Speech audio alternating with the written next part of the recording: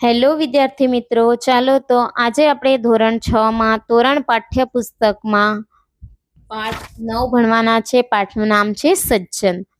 રૂહી જે છે કહે છે કે સજ્જન એટલે શું? સજ્જન વ્યક્તિ કોને કહેવાય? ત્યારે દાદા કહે કે જે વ્યક્તિના અંગમાં સદગુણી, સારા વિચાર, સારી સમજણ હોય એને સદગુણી કહેવાય. તો ચાલો એવા જ એક સજ્જનની વાર્તા આપણે સાંભળીએ. તો લેસનની શરૂઆત કરીએ. એક છોકરો હતો જેની ઉંમર 5 વર્ષની હતી. તેની એક 7 વર્ષની બહેન હતી. એક દિવસ બંને ભાઈ બહેન જે છે બજારમાં ફરવા નીકળ્યા.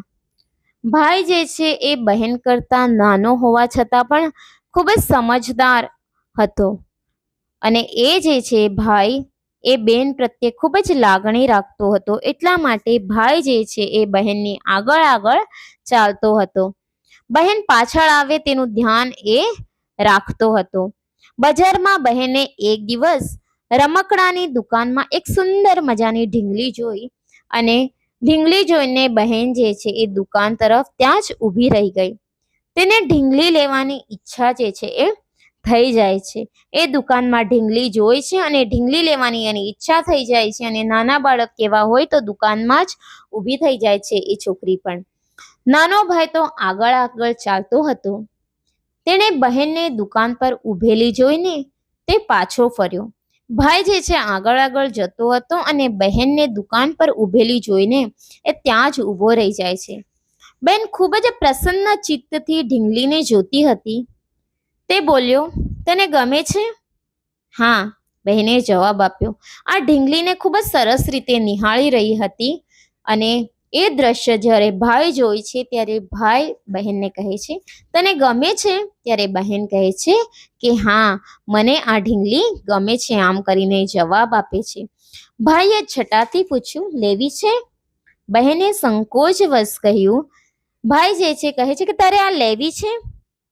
ત્યારે કહે છે બહેન, તું ચિંતા ના કર, હું છું ને. એનો ભાઈ કહે છે, તારે લેવી હોય તો તું લઈ લે, હું છું ને, તારે ચિંતા કરવાની કોઈ જરૂર નથી. દુકાનદાર અંદરથી આ બંને ભાઈ અને બહેનની વાતો જે છે એ સાંભળી રહ્યો હતો. આ નાના ભૂલકાઓની ભાઈ બહેનની વાત દુકાનદાર જે છે એ ખૂબ જ સરસ ધ્યાનથી સાંભળી રહ્યો હતો. મનોમન તે ભાઈની બહેન પ્રત્યેની જવાબદારી પૂર્વકની વાતથી ખૂબ જ ખુશ થતો હતો. તે મરક મરક હસતો હતો. ભાઈએ દુકાનદારને પૂછ્યું. હવે જે ભાઈ બહેનની વાત જે છે દુકાનદાર સાંભળીને એ ધીમું ધીમું હસતો હતો અને એના મનમાં એટલી ખુશી થતી હતી કે ભાઈ જે છે એ બહેનના પ્રત્યે કેટલો જવાબદાર છે. ને ભાઈએ હવે દુકાનદારને પૂછ્યું, ભાઈ આ ઢીંગલીનું શું છે? એટલે કે શું કિંમત છે આ ઢીંગલીની? ત્યારે દુકાનદાર પણ અનુભવી હતો. તેણે કહ્યું, તમે શું આપી શકશો? કહે છે દુકાનદાર અનુભવ વાળો હતો એટલા માટે એને કહ્યું કે તમે શું આપી શકશો એની કિંમત? તમારી પાસે શું છે? દુકાનદાર એ બાળકને કહે કે તમારી પાસે આપવા માટે શું છે? કેટલા રૂપિયા છે? શું છે? ભાઈએ તરત જ ચડ્ડીના ગજવામાં હાથ નાખીને, એટલે કે જે હાફ પેન્ટ પહેરી હતી એ હાફ પેન્ટના ખિસ્સામાં એ ભાઈ હાથ નાખે છે અને હાથ નાખીને બંધ મુઠ્ઠી બહાર કાઢે છે. તેણે દુકાનદારની સામે પોતાની મુઠ્ઠી ખોલી તેના નાના નાના કોમળ હાથમાં થોડાક છીપલા હતા. તે બોલ્યો, આ છે, ચાલશે?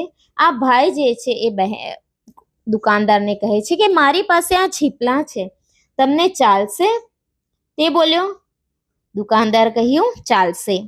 ભાઈ બોલ્યો, ઓછા તો નહીં પડે ને? હવે કહે છે કે ભાઈ કે ઓછા તો નહીં પડે ને આ છીપલા? આટલા છે મારી પાસે. ત્યારે દુકાનદાર મનોમન હસતા બોલ્યો, અરે આમાંથી વધે. દુકાનદાર હસતા હસતા કહેવા લાગ્યો, આમાંથી વધશે, હજી તને જોઈતા હોય તો હું આપું. એમ કહીને દુકાનદારે થોડા છીપલા બાળકને પાછા આપ્યા અને ઢીંગલી બહેનના હાથમાં આપી. જે છીપલા ભાઈ દુકાનદારને આપ્યા એમાંથી થોડા છીપલા જે છે એ પાછા એ ભાઈ દુકાનદાર જે છે ભાઈને આપે છે અને એની બદલી ઉપર ઢીંગલી જે છે બહેનના હાથમાં આપે છે. ભાઈ અને બહેન બંને ખુશીથી પોતાના રસ્તે ચાલવા લાગ્યા. બહેન પણ ખૂબ ખુશ છે અને ભાઈ પણ ખૂબ ખુશ છે અને પોતાના રસ્તા ઉપર ચાલતા થાય છે. દુકાનદાર પ્રસન્ન ચિત્તે બંનેને જોઈ રહ્યો.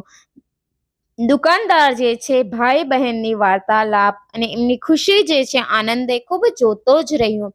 દુકાનદારને હવે નોકર આ બધું જોતો હતો. દુકાનમાં જે નોકર કામ કરતો હતો એ બધું જ દ્રશ્યો જોતો હતો. તેણે પોતાના શેઠને પ્રશ્ન કર્યો, શેઠજી, આવી મોંઘા ભાવની ઢીંગલી તમે છીપલાના બદલામાં કેમ આપી? નોકર જે છે શેઠને કહે છે કે આટલી મોંઘી ઢીંગલી હતી અને એ ઢીંગલી પૈસાની જગ્યા ઉપર તમે છીપલા લીધી જેની કોઈ વેલ્યુ નથી અને એને ઉપર તમે આપ્યું. દુકાનદારે જવાબ આપ્યો, આ આપણને મન નકામા છીએ પણ એને મન તો કિંમતી પૈસા જ છે. એ નિર્દોષ બાળક છે. ભવિષ્યમાં મોટા થશે ત્યારે એ યાદ કરશે કે આ દુનિયામાં કોક તો સજ્જન છે. એ કહે છે કે એ બાળકને પૈસાની વેલ્યુ ખબર નથી.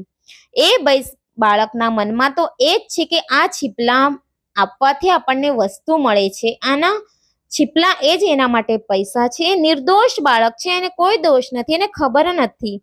અને એ બાળકને એની બહેન પ્રત્યેનો જે પ્રેમ છે એ અહીં આપણને દેખાતો હતો. કેટલો જવાબદાર ભાઈ હતો એ આપણને દેખાતું હતું. અને ભાઈને જે છે પોતાની જિમ્મેદારી જે છે એ નિભાવવી હતી. અને એ બંનેનો હું વાર્તાલાપ સાંભળ્યો ત્યારે મને એવું થયું કે આ દુનિયામાં કોઈ તો સજ્જન હોવું જરૂરી છે.